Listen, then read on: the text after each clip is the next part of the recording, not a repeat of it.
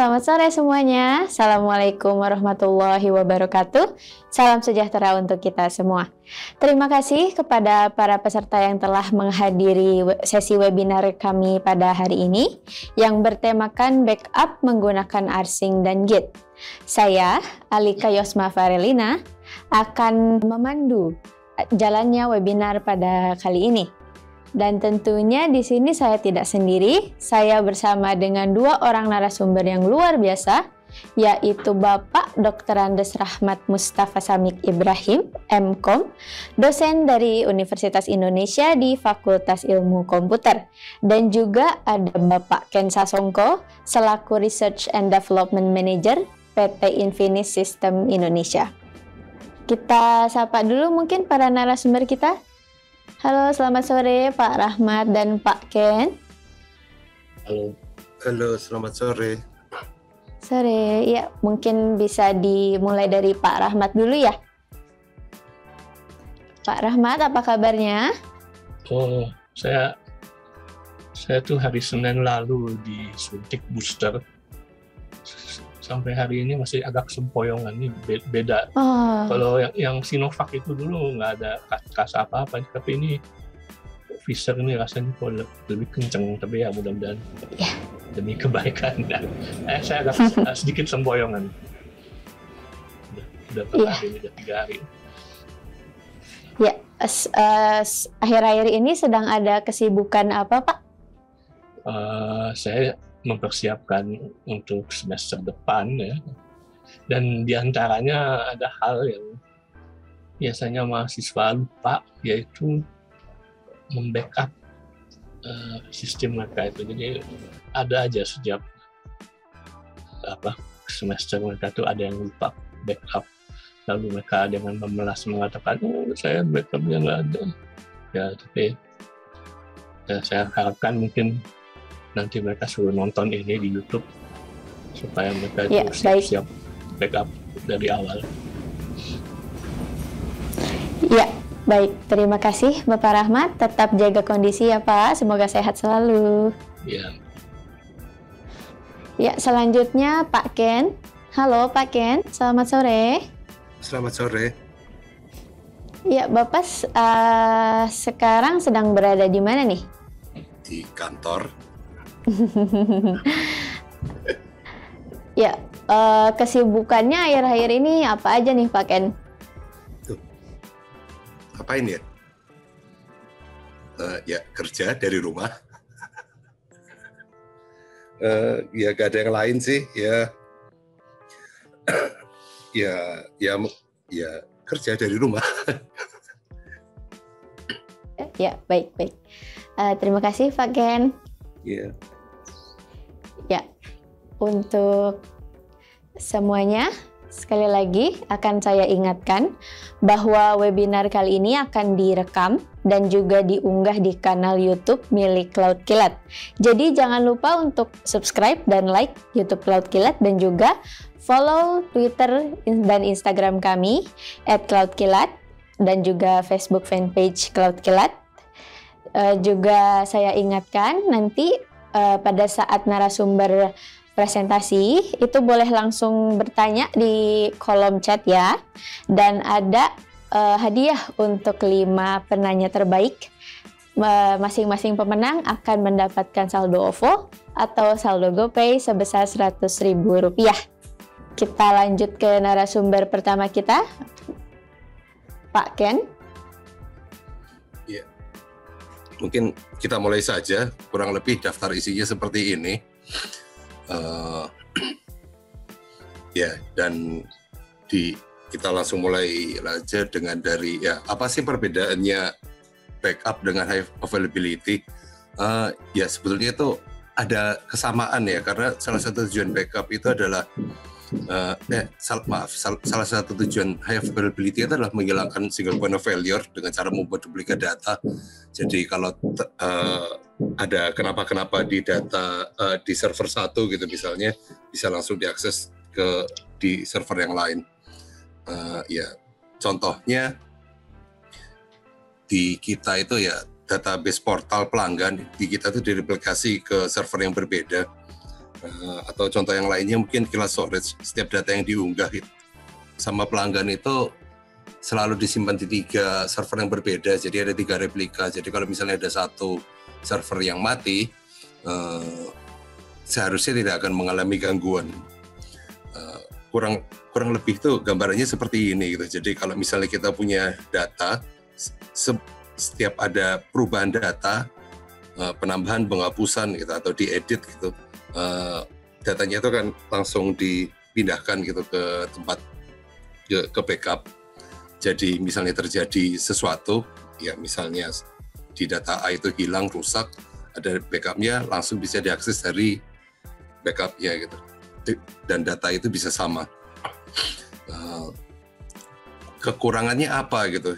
Ya, karena ini bersifat real time gitu. Misalnya salah satu contohnya di komputernya kemasukan ransomware gitu. File utamanya itu transkripsi karena terjadi perubahan data, backupnya juga transkripsi juga gitu. Jadi data yang aslinya hilang. Selanjutnya mungkin kalau bedanya dengan disaster recovery apa sih? Gitu. Sebetulnya ya disaster recovery itu juga backup ya. Karena tujuan disaster recovery itu supaya bisa mengembalikan kita kalau data supaya tidak hilang kalau misalnya datanya itu kalau di lokasi tersebut terjadi bencana itu namanya disaster.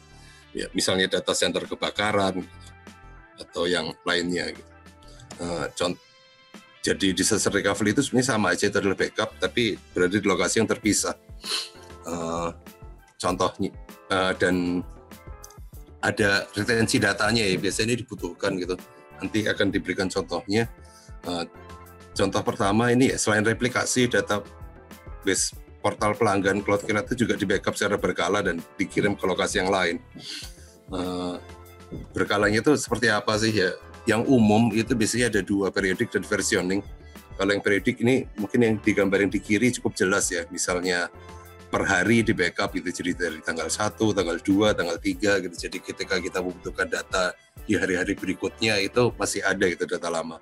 Dan versioning, ini contohnya dengan menggunakan Git, mungkin nanti akan dijelaskan lebih lanjut, ya, dikupas tuntas oleh Pak Rahmat. Lalu metode backup gitu, pada umumnya itu apa sih ya? Ini ada full, differential, dan incremental.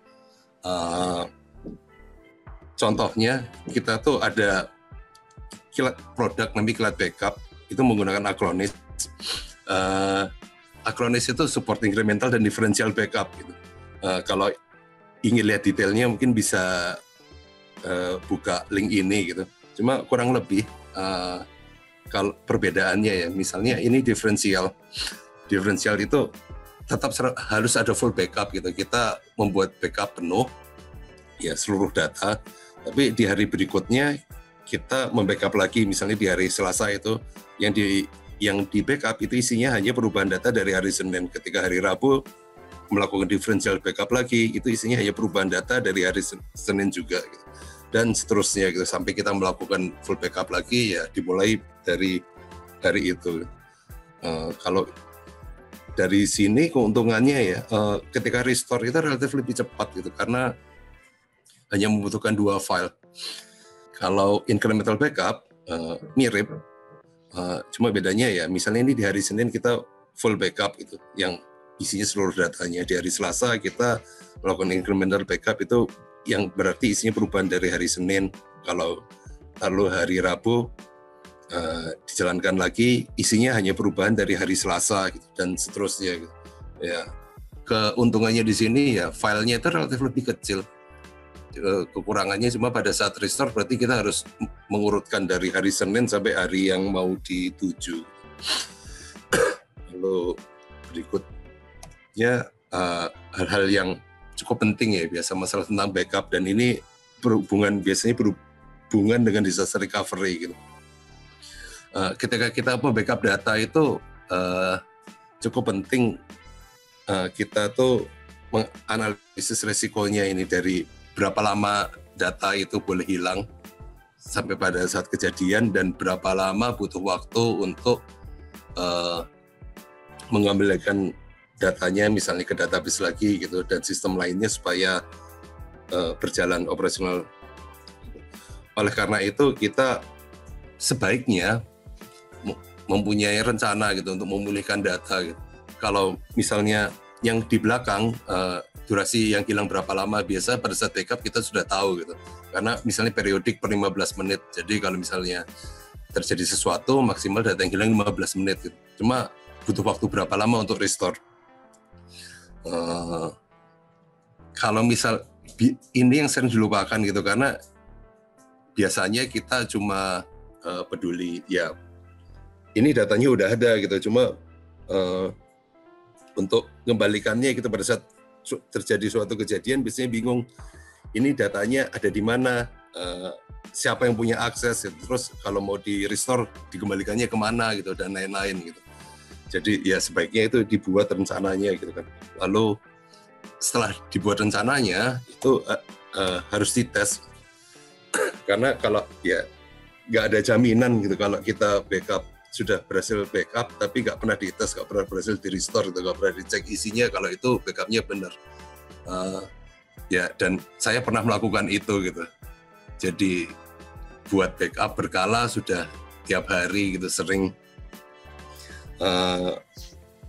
Untungnya pada saat suatu saat saya iseng ngecek bukan gara-gara terjadi suatu kejadian gitu ya.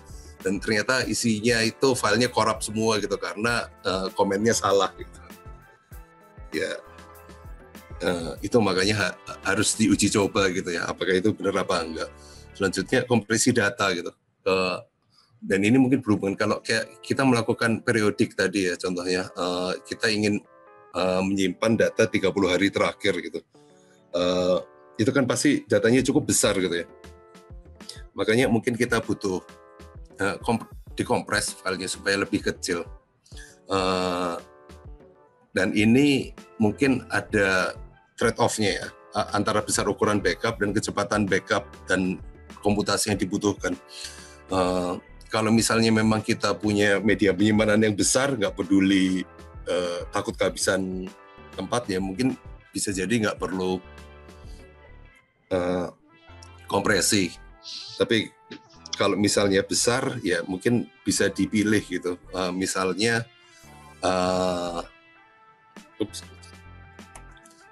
ya misalnya yang umum gitu, misalnya menggunakan GZIP gitu atau LZO yang kompresinya cepat tapi hasilnya masih agak cukup besar gitu ya. Dan jika memungkinkan mungkin bisa menggunakan library yang mendukung multi threading supaya proses backupnya lebih cepat. Contohnya ini set standard compression itu mendukung multi threading atau misalnya Pixet dibandingin dengan GZIP. Pixet itu sebenarnya menggunakan algoritma yang sama dengan GZIP, cuma Pixet itu mendukung multi threading. Lalu data backup itu isinya harus konsisten ya. Ini ada contohnya, harusnya satu-satu sih, cuma ya udahlah. Di gambar yang kiri kita mulai melakukan proses backup dan backup tabel A sudah selesai. Di tengah-tengah ada orang gitu yang namanya Susi masukin data gitu dan kedua tabel A dan tabel B. Dan di situ jadi revisi satu masing-masing ya di gambar yang tengah itu. Lalu setelah dimasukkan data, proses backup tabel B baru dimulai gitu. Dan di gambar yang kanan itu hasilnya bisa terlihat bahwa backup tabel A dan tabel B itu bukan versi yang berbeda. Kalau misalnya contohnya itu ada relationship gitu, bisa jadi itu error gitu. Nah, kalau gitu gimana sih supaya konsisten gitu? Contohnya ya yang kita lakukan pada umumnya, misalnya di database, misalnya MySQL menggunakan MySQL dump. Kalau kita semua tabel menggunakan InnoDB atau yang lainnya, ARIA gitu contohnya, di MariaDB yang support transaction, kita bisa menggunakan argumen single transaction. Tapi kalau terdapat table engine yang tidak mendukung transaction, mau nggak mau itu satu database harus di-lock selama proses backup nggak boleh ada penulisan sama sekali, ya, supaya datanya konsisten. Kalau misalnya di Postgres itu ada pgdump ya, dan Postgres itu memang sudah support transaction semua sih, jadi pgdump itu support transaction. Dengan begitu dia bisa menjamin bahwa backupnya pasti konsisten. Lalu apa yang dilakukan kalau misalnya ini di virtual machine? Di virtual machine itu kurang lebih sama ya, karena itu kita akan membackup suatu file atau kumpulan file yang banyak, besar, dan bisa jadi pada saat proses backup itu butuh waktu lama, dan bisa jadi terjadi perubahan data di tengah-tengahnya. Karena itu biasa digunakan snapshot supaya bisa live backup. Kalau misalnya tidak terdapat fitur snapshot, berarti itu harus di-suspend atau di-shutdown dulu gitu supaya konsisten backupnya. Gitu. Ini kalau di banyak file system sebenarnya sudah mendukung ya, misalnya BTRFS, ZFS, LVM itu sudah mendukung snapshot gitu. Kalau di Windows itu ada volume shadow, copy,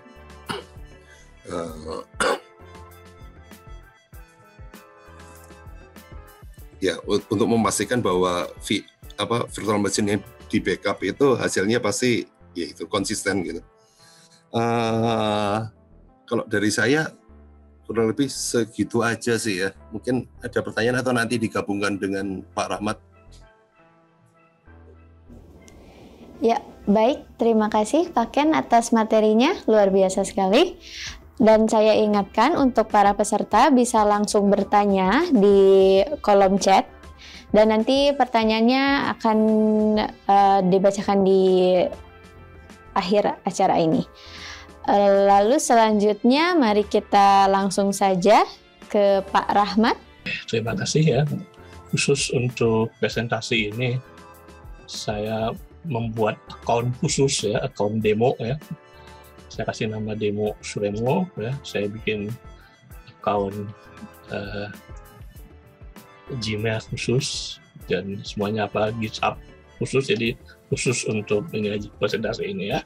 Dan kalau Anda ingin presentasi ini, Anda bisa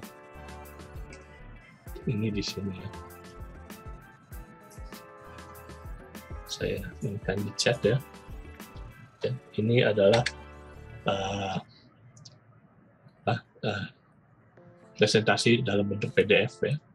Itu saya hosting di GitHub page ya. Jadi sekali saja saya memperkenalkan GitHub bisa digunakan untuk serbaguna ya.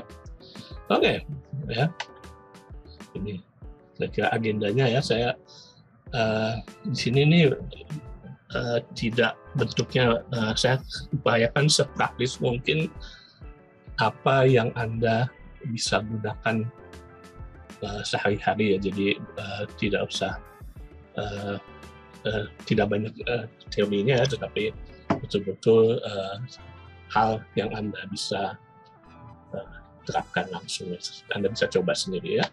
Nah, ya saya memperkenalkan diri ya, saya biasanya dipanggil Rahmat ya. Kadang-kadang jangan sekali saya disebut nama lengkap seperti tadi ya, tapi biasanya Pak Rahmat sudah cukup ya. Tapi ya tidak apa-apa ya kalau Anda ingin namanya panjang ya. Saya sudah perkenalkan diri ya. Ini ada cara mengkontak saya ya, ada alamat emailnya dan seterusnya ya. Oke. Nah, ini alasan utama mengapa saya membuat presentasi ini ya. Setiap semester ada saja ya mahasiswa itu yang komputernya crash ya. Dan komputer crash itu dijadikan alasan mengapa sistemnya hilang ya. Padahal sejak awal saya meminta mereka itu membackup ya. Mereka itu tugas kuliah itu menggunakan VirtualBox, dan Anda bisa membackup satu VirtualBox dengan file .uva ya. Jadi Anda mungkin punya beberapa generasi OVA 1, OVA 2, OVA 3 ya. Begitu Anda backup OVA 4, Anda bisa hapus OVA 2, 1 gitu dan seterusnya. Jadi besar harapan saya tidak lagi menemukan wajah memelas ya akibat lalai backup ya. Oke.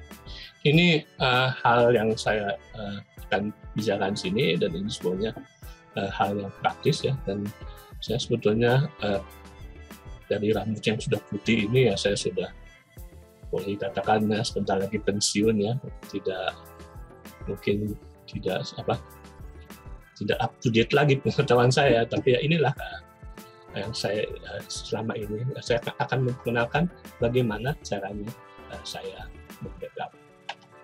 Oke ya, ini Anda lihat ya, karena saya itu sejak 1981 sudah backup ya. Waktu itu backup itu menggunakan disket 5/4 inch ya. Dan Anda bayangkan harga disket pada waktu itu Rp7.500 ya. Rp7.500 itu dolar itu waktu itu $1 630. Jadi mungkin $12 harga disket pada waktu itu ya. Sedemikian mahalnya waktu itu ya. Mungkin sekarang kita bisa beli disk flash disk dengan berapa gigabyte ya. Tapi 81 itu kita hanya bisa memiliki satu disket ukuran 5/4 inch ya. Dan Anda lihat di tahun 80-an itu hard disk aja ukurannya tidak sampai 40 mega ya. Dengan demikian ya kita backup juga tidak akan banyak ya. Lalu di tahun 95 dikenalkan CD ya, CD read write, di mana saya di tahun itu menggunakan CD read write untuk backup ya. Ya dari pengalaman saya itu CD read write yang murah itu cepat sekali dia rusaknya gitu ya, dibandingkan ya saya masih punya CD untuk musik ya yang saya beli di tahun 80-an itu masih baik gitu, tapi kebanyakan CD read write yang saya beli di tahun 90-an udah rusak gitu karena dia kelihatannya apalah oksidasi gitu. Dan mungkin setelah itu ada juga DVD ya, kita bisa membackup sampai 4,7 GB ya. Ya ingat ya waktu tahun 2000-an itu disket hard disk itu hanya 30 GB. Jadi kalau kita mau membackup satu hard disk pun mungkin hanya memerlukan beberapa buah DVD ya. Oke ya. Lalu Anda mungkin tahun 2001-an kita diperkenalkan flash disk ya. Flash disk pertama sekitar 8 MB ya. Sangat kecil ya. Sekarang kita bisa flash disk 120 GB dan lebih ya. Rata-rata yang harganya terjangkau yang 32 GB itu sangat cocok untuk backup ya. Dan di tahun 2010-an ya, satu plat hard disk itu sudah bisa menampung sebanyak 250 GB. Artinya kalau Anda punya hard disk dengan 4 plat, kita bisa mempunyai 1 TB ya. Dan kita lihat ya, kalau di tahun 2001 kita punya flash disk cuma 8 mega, 10 tahun kemudian kita sudah punya flash disk 64 GB ya. Ini kita lihat ya, unit penyimpanan ini ya yang selama ini saya gunakan untuk backup ya. Jadi semakin tinggi kapasitas backupnya ya saya juga gunakan untuk yang hal tersebut. Nah, kemudian kita memasuki zaman Google ya. Zaman Google ya. Perusahaan Google itu salah satu perusahaan yang paling aneh di dunia ya. Dia banyak sekali kegiatannya yang nggak untung-untung ya. Dan tapi dia secara total dia untung ya, tapi tidak semua unitnya untung, dan setahu saya bahkan YouTube itu mereka nggak pernah secara terbuka menyebutkan apakah mereka sudah untung atau belum ya. Anda bayangkan ya, YouTube itu Anda tidak perlu membayar traffic, tidak perlu membuat storage ya. Anda tinggal ini dan mereka hanya hidup dari iklan ya. Itu beberapa tahun yang lalu, pengetahuan saya, YouTube itu rugi ya, setelah mendapatkan penghasilan dari iklan sekitar 1-2 miliar tahun gitu, miliar dolar ya. Mungkin sekarang sudah lebih sedikit ya. Lalu mereka membeli YouTube, lalu mereka membuat Android ya. Nah, ini yang saya ingin tekankan di sini, bahwa ada di Google itu yang namanya Google Takeout ya, di mana Anda bisa membackup semua kegiatan Anda di Google ya. Dan sekarang Google Drive itu Anda punya 15 giga ya, mereka semakin lama semakin terbatas ya. Dulu Anda bisa pasang foto tak batas, tapi sekarang mereka mulai membatasi ya. Mereka mulai mengarah ke Google One ya, di mana ditekankan sepertinya cenderungnya 15 giga untuk semua ya. Oke. Nah, saya nggak tahu apakah Anda tahu ya, kalau ya, kalau Anda masuk ke Chrome ya, ini adalah semua kegiatan-kegiatan yang bisa dilakukan melalui Google ya. Dan kalau Anda masuk ke dalam manage your Google account ya, lalu kita masuk ke take privacy checkup ya. Sorry, bukan take privacy checkup. Manage your data and privacy ya. Maka di sini ya, kita bisa menghapus total Google account Anda ya, atau kita bisa membackup seluruh data Google Anda ya. Ini kalau Anda tekan ini, maka Anda akan masuk ke take out ya.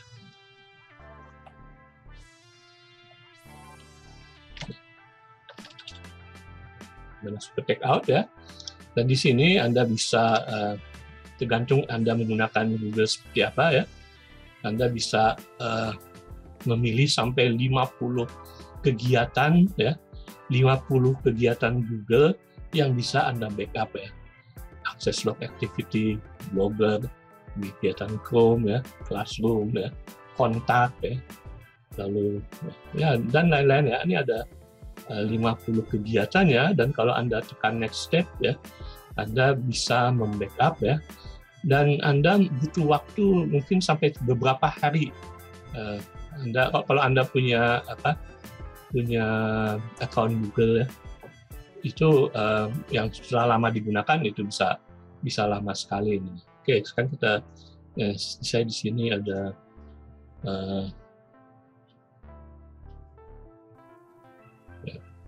ya ini ada di GitHub page ya, kalau Anda ingin lihat ya. Ya, ini yang tadi ya, Anda punya Google aplikasi, kalau Anda klik yang ini ya, kalau Anda klik Google account Anda ya, maka kalau Anda manage your data and privacy ya, Anda download your data ya. Ya, ini adalah opsi ya yang bisa di ini ya, Anda ya. Setelah itu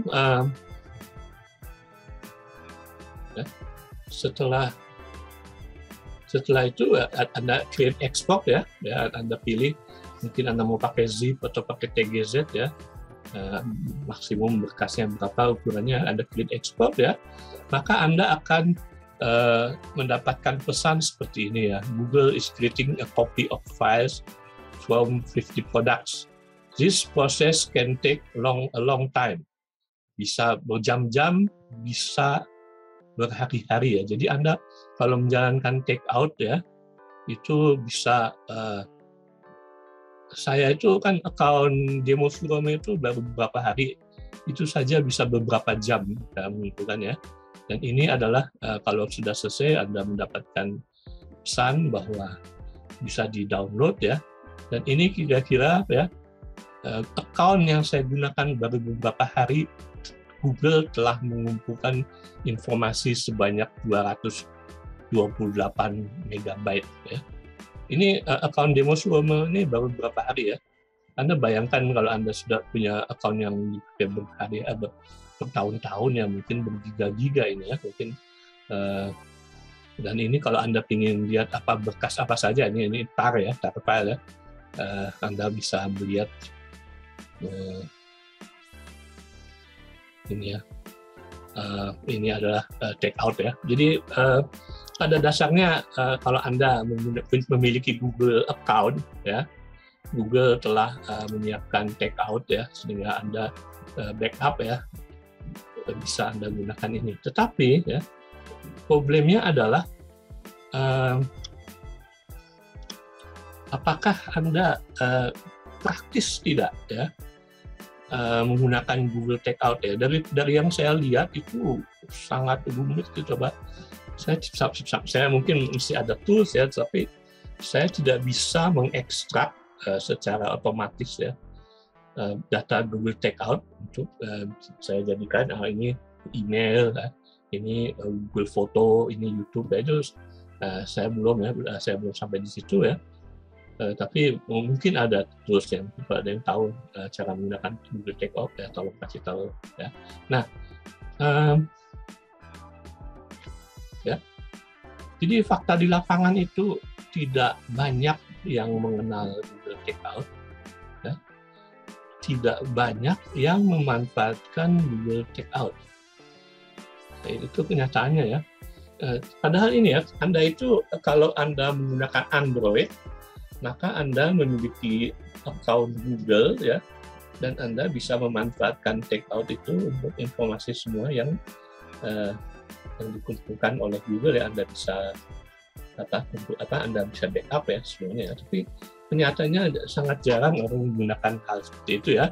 Nah, kebanyakan ya, ini saya melakukan survei tidak ilmiah, informal ya. Kebanyakan orang tuh backup itu cukup dengan mengcopy ke flash disk atau ke external disk ya. Mungkin ada yang sekali satu semester ya, atau lebih jarang ya. Sekali 1 bulan atau lebih jarang ya. Atau akan dia ingat dia backup ya. Jadi kenyataan kebanyakan dari kita itu kalau backup itu adalah seperti ini ya. Jadi sama sekali betul-betul hanya copy saja dan copy backupnya ya. Jadi yang saya sarankan ya, kalau Anda menggunakan email, menggunakan Google ya, Anda sebaiknya membackup menggunakan Thunderbird ya. Jadi Anda punya Anda pasang Thunderbird ya, Thunderbird itu ya, lalu kopian dari email itu bisa sampai ke Mozilla Thunderbird ya. Problemnya Thunderbird itu sangat ini penyimpanan datanya itu betul-betul dia menggunakan suatu berkas yang sangat besar ya, beberapa gigabyte ya, dan setiap kali kita berubah sedikit emailnya dia berubah total ya. Jadi tidak ada diferensial ya. Setiap kali kita membackup email ya, kita mesti membackup Thunderbird itu sebanyak kalau Anda menggunakan Gmail beberapa tahun ya, mungkin Anda butuh sampai beberapa giga, 8 giga sampai hanya untuk data email Anda ya. Tapi setidaknya Anda bisa juga membackup kontak Anda ya. Itu bisa Anda kalau tidak kontak ya, kontak. Nah, ini kontak ini cuma ada 2 ya, dan Surome dan Mr. tak ada ya. Ya Anda tinggal export ya, lalu Anda export ya dalam format CSV ya. Ini kelihatannya saya sarankan ya, kalau Anda menggunakan Android ya, Anda mempunyai backup eksternal kontak gitu ya, dan Anda melakukan itu beberapa kali ya.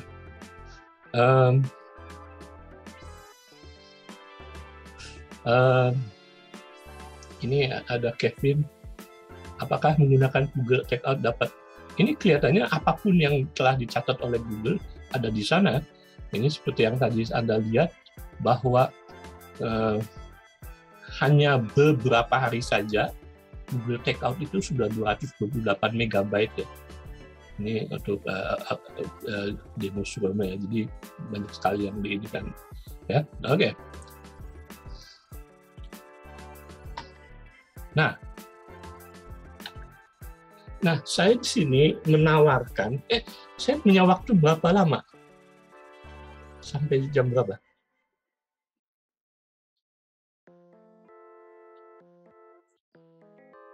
Halo? Saya boleh sampai jam berapa?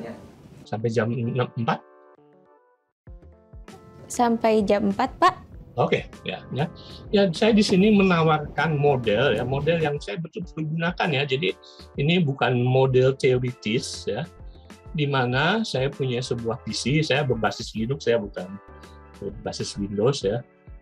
Satu-satunya kalau saya menggunakan Windows, kalau menggunakan Zoom ya, sebab Zoom-nya Linux tuh nggak itu bagus ini apa, splitnya itu splitnya itu entah gimana, saya hasilnya nggak baik ya. Jadi saya menawarkan model ya, di mana Anda memiliki suatu PC ya, dan Anda memiliki 2 buah disk ya.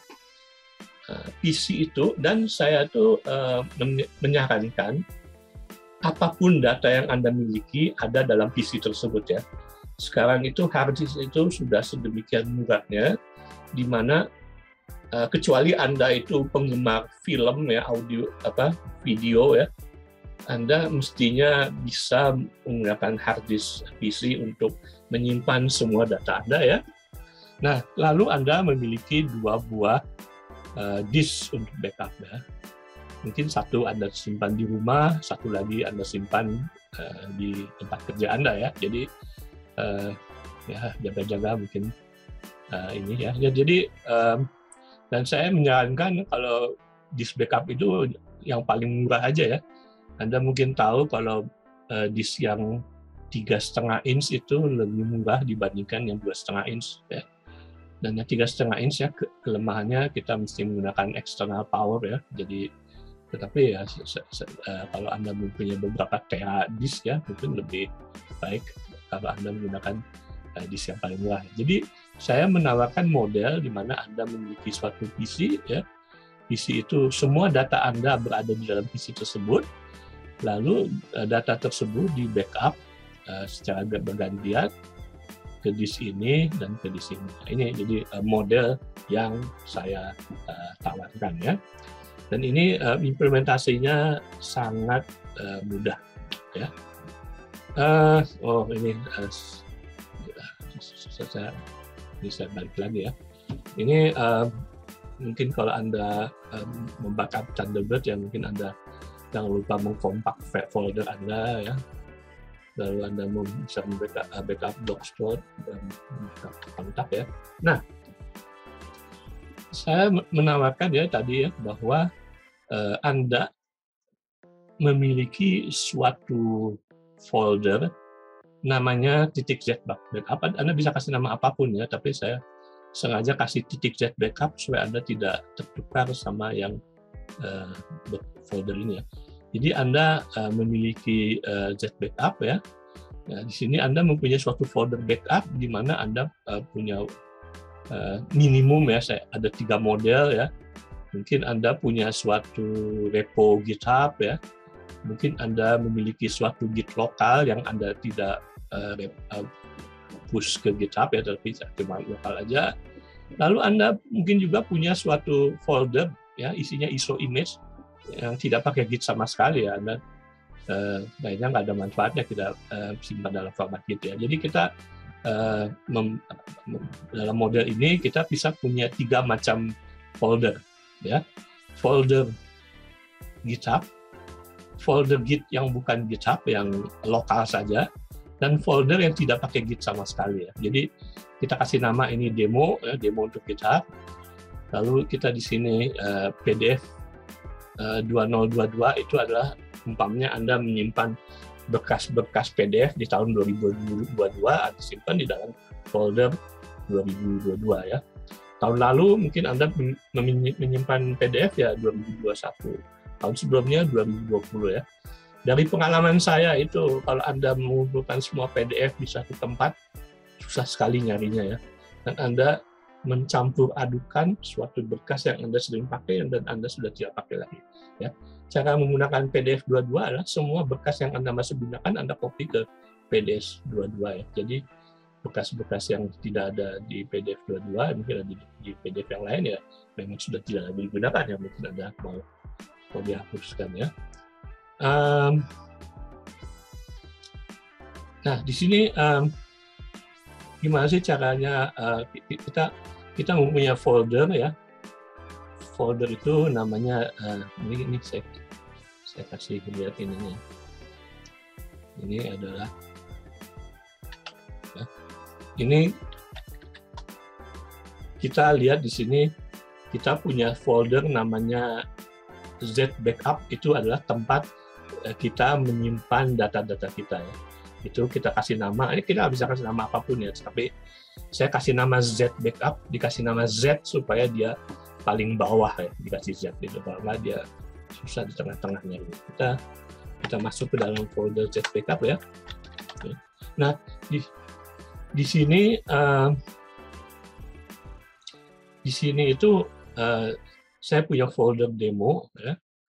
Saya punya folder ISO itu cuma simbolik link aja ya, sebab dia sebetulnya tidak ada ini. Lalu ada PDF 2022. Lalu kita punya tempat Z Backup. Jadi kita lihat di sini Z Backup ya. Ini ya, ini adalah bentuk yang namanya bear ya, Git dalam bentuk bear ya.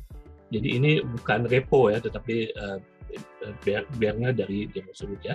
Jadi kalau umpamanya Anda mau melakukan backup ya, ini kita di sini ya, kita punya flash disk VirtualBox ya. Kita pasang ke MNT USB ya. Kita jalankan saja rsync ya. Yang kita mau rsync ya, -a u v c ya, progress ya, lalu ke MNT USB backup ya. Ini kita melakukan rsync itu adalah copy ya, copy folder titik backup, kita copy ke dalam flash disk ya. Wah, ini kebetulan tidak ada tambahan ya. Nah, sekarang umpamanya kita masuk ke dalam folder demo ya. Demo ini kalau Anda ingin lihat, ini adalah isi daripada presentasi ini semua ada di GitHub demo ya. Anda bisa lihat kalau tertarik ya. Jadi ini ya, Anda lihat di sini kita tambah di sini file ya. Kita tambah file touch file lokal ya. Ini kita bikin suatu file lokal, lalu kita commit ya, lalu kita push. Ya.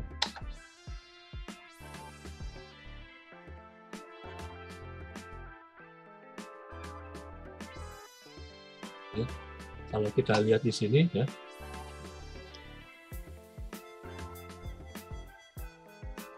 nah ini file lokal itu sudah sampai di GitHub ya, 23 detik yang lalu ya, ada file lokal ya. Nah, tetapi ini bagaimana caranya kita melakukan backup ya? Kita melakukan backup itu, kita kan ke dalam titik Z backup ya, kita pushnya ke git push backup ya. Kita bisa git push backup. Dia akan ini ya. Lalu lalu kita juga bisa push ke Cloud Kilat deh namanya. Hanya kita punya juga tempat cetakan ya. Di sini situsnya namanya Demo Kilat. Demo Kilat itu ada di Cloud Kilat ya. Jadi ini kita ya. Nah, ini adalah demo ya. Nah, sekarang umpamanya bagaimana caranya menggunakan PDF 2022 ya. Ini umpamanya kita menyimpan file-file PDF kita di sini ya. Kita bikin satu file baru ya. File baru PDF ya. Lalu kita ini. Lalu kita git push. Nah, ini sekarang kita melakukan backup lagi ya, 913 ya.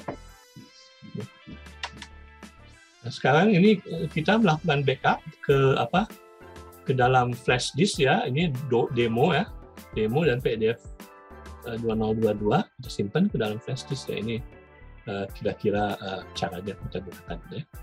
Oke, jadi itulah kira-kira ide yang saya ingin perkenalkan, yaitu strategi backup ya. Dan saya sendiri ya menggunakan banyak sekali directory ya, tidak hanya 3 ya.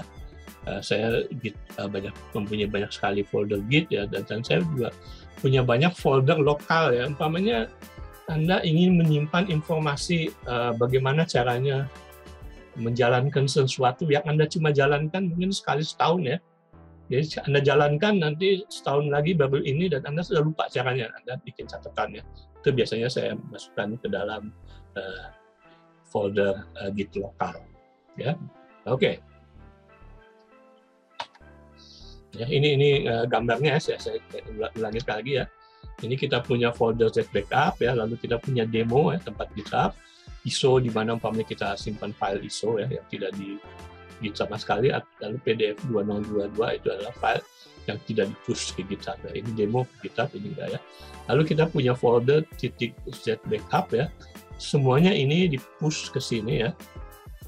Jadi kita tidak langsung, bisa saja kita push langsung ke flash disk, tapi lebih praktis kalau kita push ke dalam tempat lokal ya.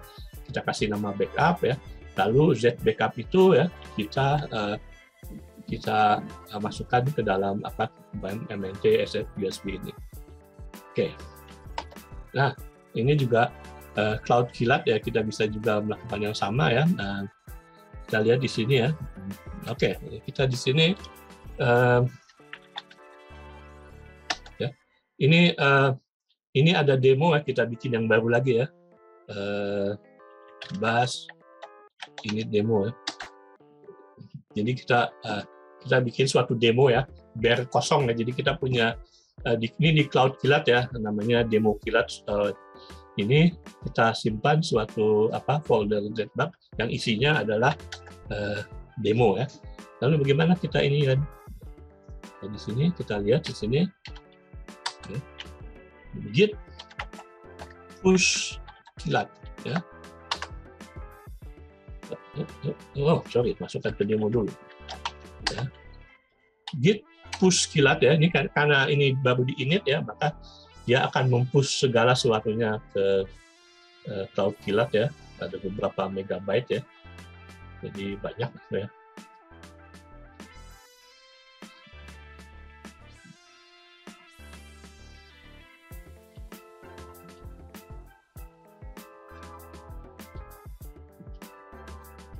Oke.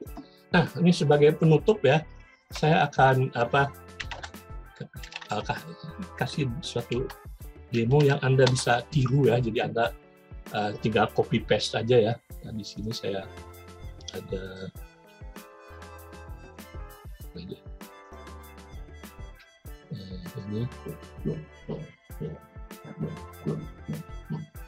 Oke ya.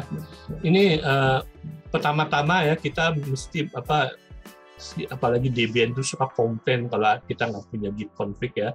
Daripada Anda Anda tinggal copy paste aja ya kalau Anda belum punya git config ya. Oke, ini ada di GitHub page ya. Anda silakan lihat. Ya, ini adalah gunanya untuk membuat titik git config ya. ini Anda lihat di sini ya, bahwa tidak ada, ini kita hapus dulu ya. Kita hapus dulu git config sama ini kita hapus ya. Oke ya. Jadi kita lihat sekali lagi, tidak ada bekas git config dan z backup ya. Sekarang kita inikan ya, kita jalankan ya, kita lihat git config-nya baru dibuat. Oke. Lalu kita membuat folder-folder backup ya. Kita copy saja ini, copy and paste ya.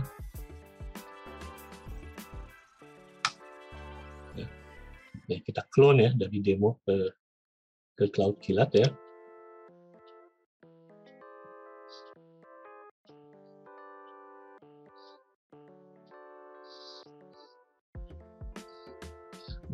Anda kalau lihat di sini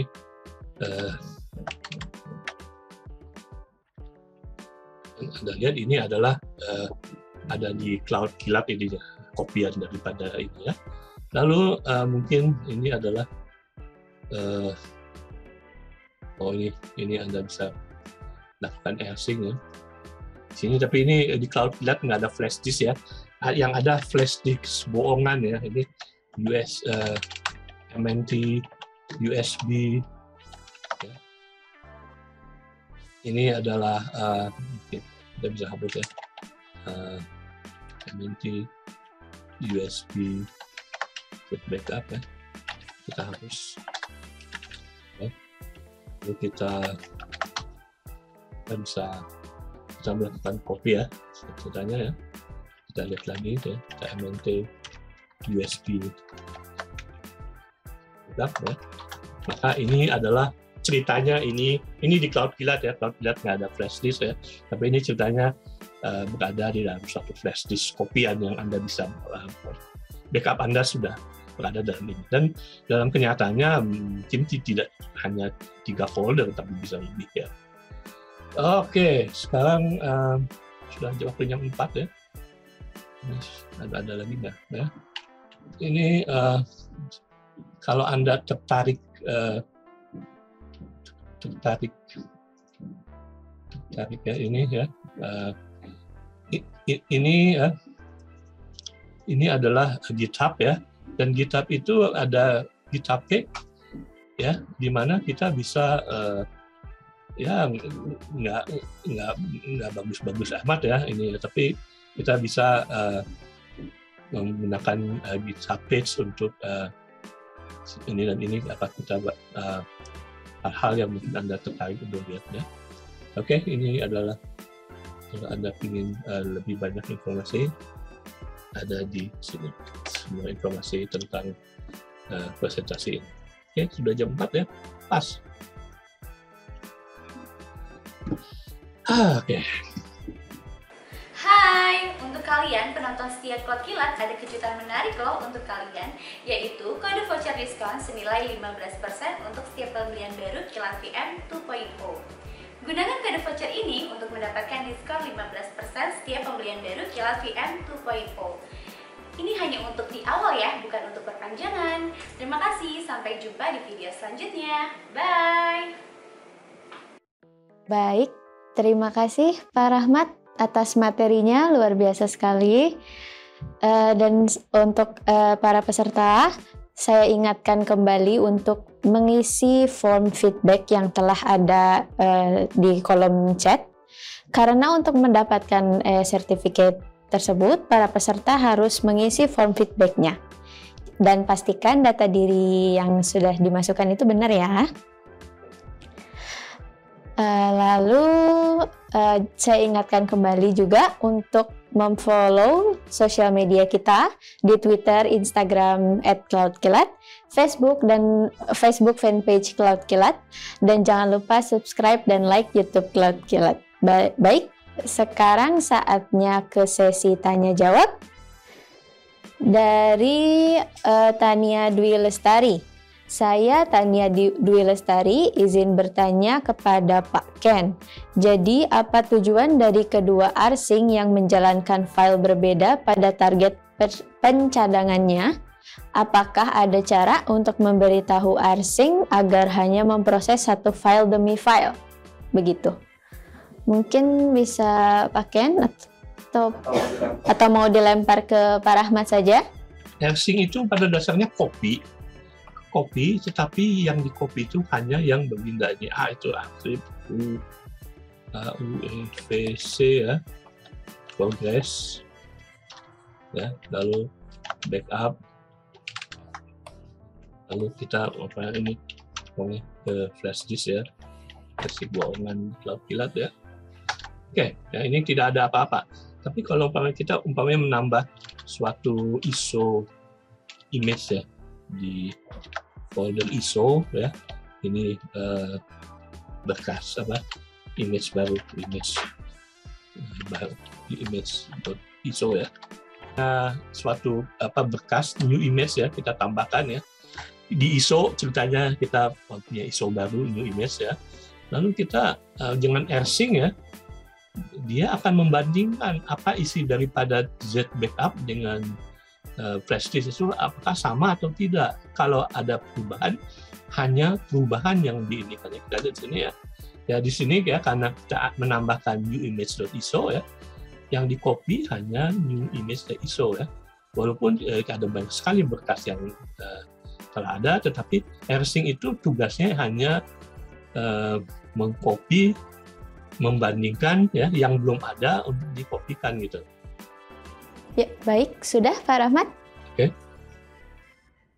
Ya, sudah. Selanjutnya ada pertanyaan dari Teguh Wijonarno untuk Pak Ken.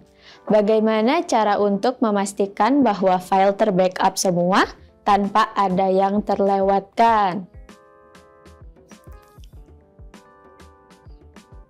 Silakan Pak Ken. Oke.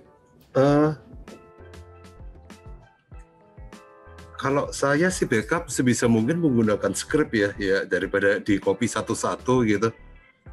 Dan mungkin bisa ada kasusnya seperti apa terbackup yang takut terlewatkan itu seperti apa gitu. Cuma kalau misalnya ya seperti tadi contoh yang diberikan oleh Pak Rahmat, misalnya menggunakan rsync, menggunakan git gitu. Mungkin ya itu kembali lagi ya, mungkin bisa saya buka. Mungkin bisa lebih spesifik sebetulnya ya. Contoh kasus terlewatkannya itu seperti apa gitu. Ya kalau saya yang biasa saya lakukan ya sebisa mungkin menggunakan script supaya ya otomatis gitu, karena kalau ngopi manual itu relatif ya ada human error gitu ya, ada yang kelewatan.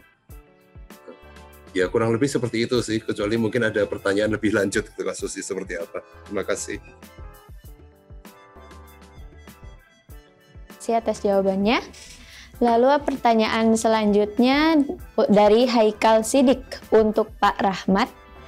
Dan apa bedanya antara rsync dan SCP? Karena sehari-hari saya pakai SCP untuk copy dari source ke target server. Oke. SCP itu ya kita melakukan copy ya, tetapi antar host ya, jadi mungkin melalui LAN atau melalui internet ya, kita menggunakan SCP untuk copy ya.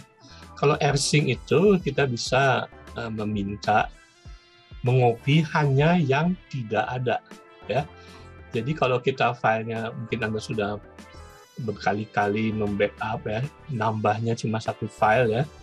Dengan rsync bisa sangat cepat karena hanya satu file yang ditambah.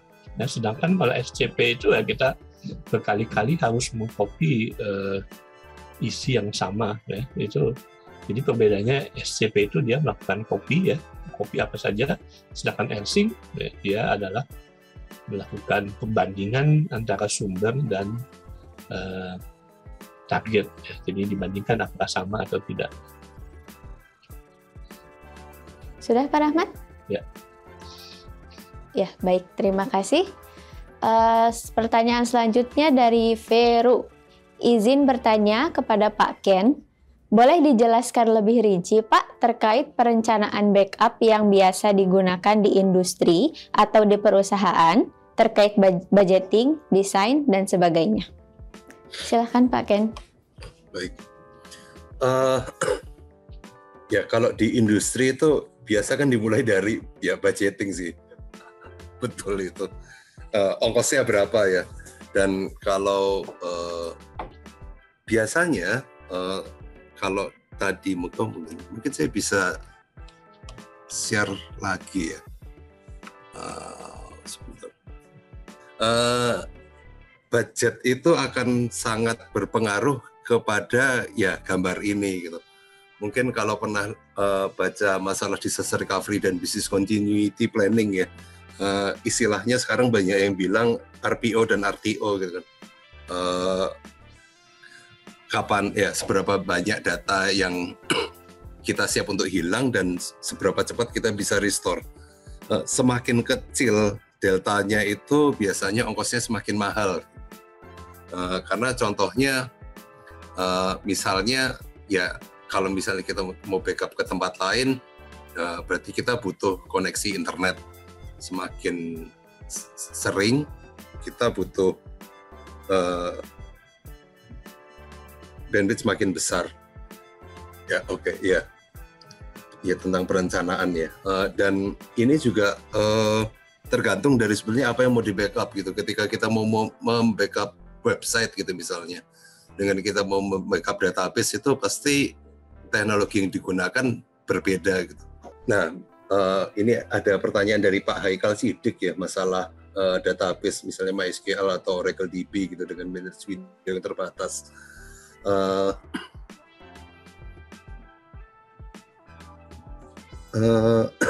Masing-masing itu ada beberapa cara ya, tergantung dari database-nya gitu untuk cara membackup gitu. Misalnya ini spesifik kita mau desain gitu ya.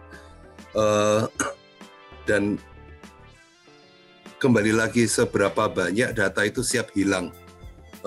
Misalnya kita mau data yang hilang seminimal mungkin, berarti kemungkinan besar kita akan membutuhkan synchronous replication ya, atau ya yang semi real time gitu. Tetapi itu berarti dua-duanya harus up, nyambung terus gitu. Kalau misalnya mau yang dan itu hanya full backup sekali kan, ketika di restore ke tempat lain yang dikirimkan kan hanya deltanya. Idealnya kan seperti itu gitu. Atau kalau misalnya kalau misalnya tidak bisa menggunakan seperti itu, ya itu contohnya yang di Cloud Kilat gitu ya. Kita itu menggunakan replication master slave untuk MySQL spesifiknya. Yang slave-nya itu ya karena itu slave hanya read only dan kita sebenarnya tidak pernah membaca ke situ, yang digunakan itu hanya untuk backup. Kenapa? Karena kebetulan masih ada tabel MyISAM yang tadi mungkin kalau saya sempat sebutkan sepintas, kalau MyISAM itu harus di lock semua gitu ya, tidak bisa menggunakan transaction untuk backupnya. Dengan begitu jadi backupnya bisa terserah butuh waktu berapa lama, karena kita hanya membackup di slave gitu, yang dari situ baru dikirimkan ke tempat lain lagi gitu. Jadi ya untuk menjawab pertanyaan itu ya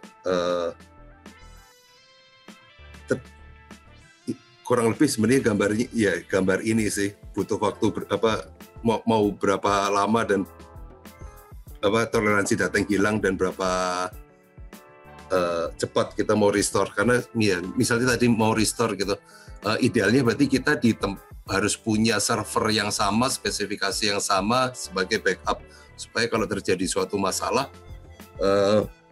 bisa up cepat gitu.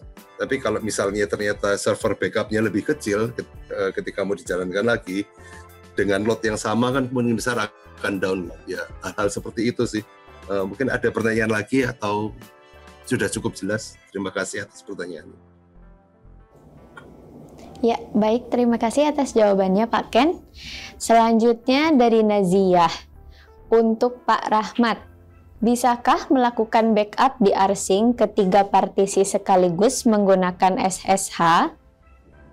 Silakan Pak Rahmat. Oke, kalau menggunakan ini sistemnya Linux ya. Kalau di Linux itu, walaupun kita punya partisi yang lebih dari satu atau file system lebih dari satu, kita bisa memount semuanya ke dalam satu file system, ya. Dan setelah kita mount ke dalam satu file system, ya kita bisa rsync sekaligus, ya. Dengan asumsi filenya itu berdekatan, tetapi kalau umpamanya 3 partisi atau 3 file system dengan ini yang berbeda, ya mungkin satu persatu yang di rsync. Ya, jadi mungkin bisa diperjelas maksudnya 3 partisi itu atau 3 file system itu semuanya isinya data atau sebagian gitu. Kalau umpamanya semuanya data dan di mount ya di dalam satu sistem yang kompak, ya bisa rsync sekaligus, kalau enggak ya satu persatu. Ya, sudah cukup Pak Rahmat? Ya. Ya, baik, terima kasih. Pertanyaan selanjutnya dari Kevin Setio. Untuk Pak Rahmat lagi nih. Untuk penggunaan rsync dan Git, manakah yang lebih disarankan oleh CloudKillat dan parameter apa yang membuat salah satu dari itu lebih baik dan bagus? Oke, ini sebetulnya Git sama rsync itu saling mendukung ya, jadi bukan suatu yang digunakan kedua-duanya. Jadi gini, ada salah satu kelebihan daripada Git ya, di mana dia punya sistem struktur basis data informasinya itu sangat kompak ya. Dan itu walaupun filenya berubah, itu dia akan tetap sama gitu. Jadi kalau kita menggunakan rsync pada Git, biasanya itu lebih cepat dibandingkan kita rsync ke suatu sistem yang tidak menggunakan Git ya. Karena Git itu mempunyai struktur internal itu yang sangat rapi ya, sehingga rsync itu sangat suka dan bisa cepat melakukan copy ya. Jadi jawabannya ya kita duplikasi menggunakan rsync ya. Tapi kalau kita dalam format Git itu biasanya jauh lebih cepat dibandingkan yang non Git. Ya, itu yang bisa saya berikan. Oke, terima kasih. Ya, baik, terima kasih Pak Rahmat atas jawabannya. Dan selanjutnya pertanyaan dari Saiful Bahri. Izin bertanya untuk Pak Rahmat lagi.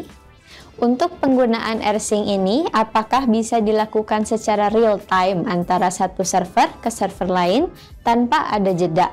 Agar ketika nantinya jika satu server bermasalah, otomatis data yang di server 2 akan bisa diaktifkan sesuai data terupdate dari server 1. Silahkan Pak. Mungkin Pak Ken yang bisa jawab ini. Ini gini, rsync itu fungsinya untuk melakukan duplikasi gitu loh. Jadi kalau kita mau melakukan sesuatu yang real time ya, mungkin mesti dikonsultasikan dulu bagaimana bentuk real time-nya ya. Tapi Anda menduplikasi itu bisa menggunakan rsync ya. Tetapi apakah itu bisa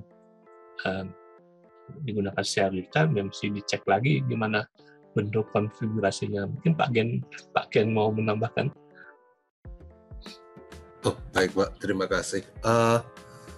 Ya, sebetulnya betul ya, kurang lebih apa yang sudah dijawab oleh Pak Rahmat. Tergantung dari strukturnya. Kalau dan real time itu apakah itu betul-betul real time atau semi real time? Kalau misalnya semi real time bisa menggunakan seperti LSYNC-D. LSYNC-D itu menggunakan sebetulnya di bawahnya juga menggunakan rsync, tetapi dia ada file watcher yang kalau misalnya terjadi perubahan dia akan otomatis langsung memanggil rsync gitu, kurang lebih seperti itu gitu. Kalau memang butuh real time, sebaiknya menggunakan metode yang lain ya, yang mungkin agak ya berbeda, misalnya menggunakan DRDB gitu, yang synchronous tools lainnya gitu, atau rclone dan lain-lain.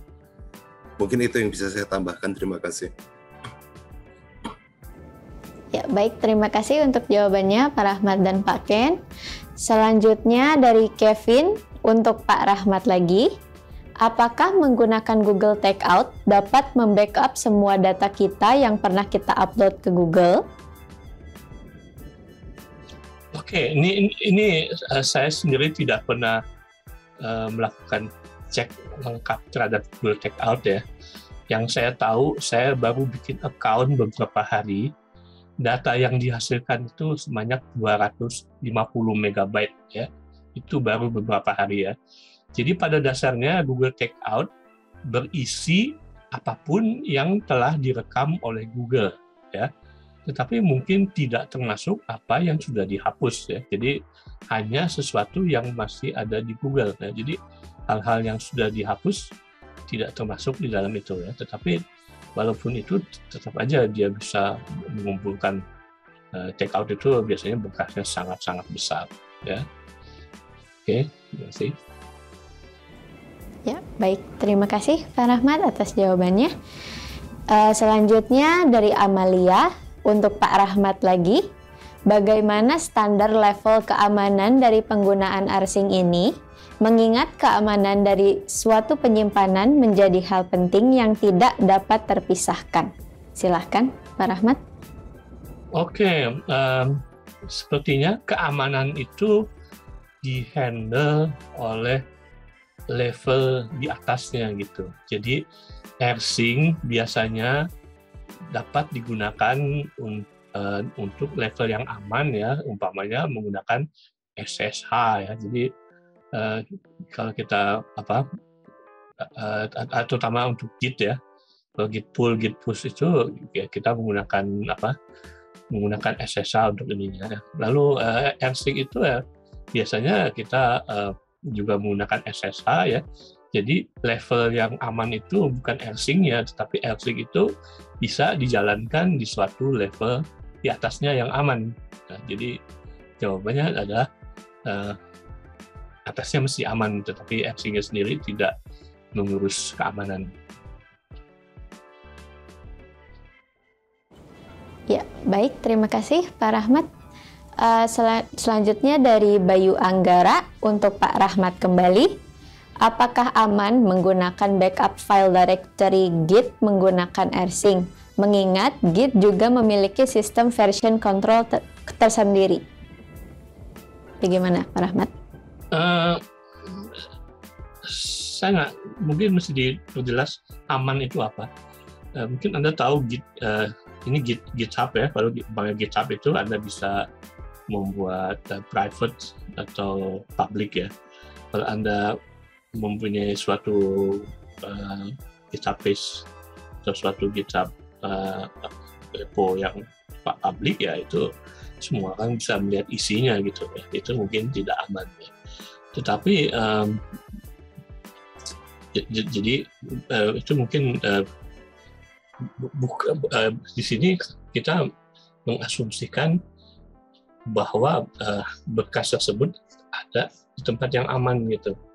Jadi kita tidak mengurus keamanannya, sebab seperti yang pertanyaan sebelumnya dihandle oleh lapisan di atasnya. Umpamanya kita menggunakan SSH di atasnya ya untuk mentransfer data dari satu tempat ke tempat yang lain. Ya. Begitu mungkin. Terima kasih. Ya, baik. Terima kasih Pak Rahmat. Selanjutnya dari Wahyudi untuk Pak Rahmat lagi. Untuk backup terjadwal menggunakan rsync, apakah bisa dilakukan? Misal mau backup per minggu atau per bulan? Itu silakan, saya cek di UI ya, di Fakultas Ilmu Komputer. Di sana ya, pada dasarnya backup itu menggunakan rsync gitu. Jadi mereka tuh copy ke tempat yang lain menggunakan rsync. Jadi pada dasarnya ya mungkin kalau Anda tahu Linux, Anda bisa memasang cron ya, lalu ada beberapa backup itu setiap beberapa jam, ada yang setiap beberapa hari, ada yang setiap minggu gitu ya. Tapi itu emang implementasinya ya memang emang digunakan gitu di umpamanya di Fakultas Ilmu Komputer. Jadi kita copy saja suatu berkas ke tempat yang lain ya. Gitu. Terima kasih. Ya, baik. Terima kasih Pak Rahmat. Dan ini pertanyaan terakhir dari Galih untuk Pak Rahmat. Saya mau bertanya, untuk backup data menggunakan AirSync dan menggunakan hard disk eksternal, apakah aman? Oke, saya nggak tahu ya. Saya mengasumsikan Anda berada di rumah sendiri, ya. Anda umpamanya berada di kamar Anda sendiri, dan Anda tidak membiarkan orang lain menggunakan komputer Anda. Itu mungkin aman ya, tetapi kalau umpamanya adik Anda bisa ikut menggunakan, ya, adik Anda, mungkin kakak Anda juga ya, mungkin ada faktor yang tidak aman di situ ya. Jadi AirSync-nya sendiri, kebanyakan AirSync itu digunakan umpamanya untuk external disk ya. Kita pasang flash seperti ini ya, kita pasang suatu disk ya, setelah selesai kita copot lagi ya, kita asumsikan bahwa Anda punya bahwa itu hard disk itu di bawah ini Anda, di bawah pengawasan Anda gitu. Tapi kalau mungkin Anda simpan hard disk itu di atas meja dan siapa aja bisa mengambil hard disk tersebut, ya mungkin untuk masuk ke dalam hard disknya sendiri aman, tapi setelah masuk ya kita tidak bisa menjamin bahwa hard disknya bisa dibawa kemana-mana. Mungkin seperti itu jawabannya. Ya, baik. Terima kasih Pak Rahmat. Kita sudah berada di penghujung acara webinar pada hari ini. Sebelumnya terima kasih kepada dua narasumber kita, Pak Ken dan Pak Rahmat. Mungkin ada closing statement, dimulai dari Pak Ken terlebih dahulu, silakan. Nggak ada sih, terima kasih.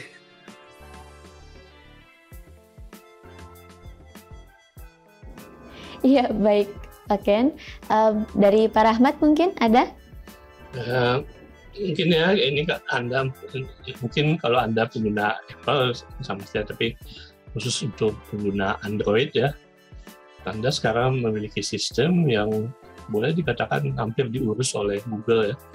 Jadi Anda tinggal pakai dan mereka melakukan backup secara teratur ya. Ya, itu mungkin sangat membantu ya. Tetapi setidaknya ya ada hal yang mungkin Anda juga backup secara manual di tempat Anda ya. Saya sarankan minimum kontak ya. Kontak itu mungkin saja Anda tidak saja menghapus kontak yang ada di Google ya, atau terhapus atau gimana ya, Anda masih punya cadangannya ya, kontak gitu ya. Mungkin saya nggak tahu, mungkin Anda cuma ya, tadi contoh demo Suromo cuma 2 kontaknya, tapi mungkin Anda punya 2000 kontak. Mungkin itu mungkin lama lagi Anda menyusun sampai mendapat 2000 kontak itu kembali. Ya itu aja saya ini kan. Selamat mencoba menggunakan ini cara-cara sederhana backup dengan Git dan AirSync. Ya, baik Pak Rahmat, terima kasih banyak. Terima kasih kepada Pak Ken juga Pak Rahmat telah meluangkan waktunya untuk mengisi webinar kita pada hari ini. Dan saya ingatkan kembali untuk para peserta untuk bisa mengisi form feedback lagi yang telah tersedia linknya di kolom chat.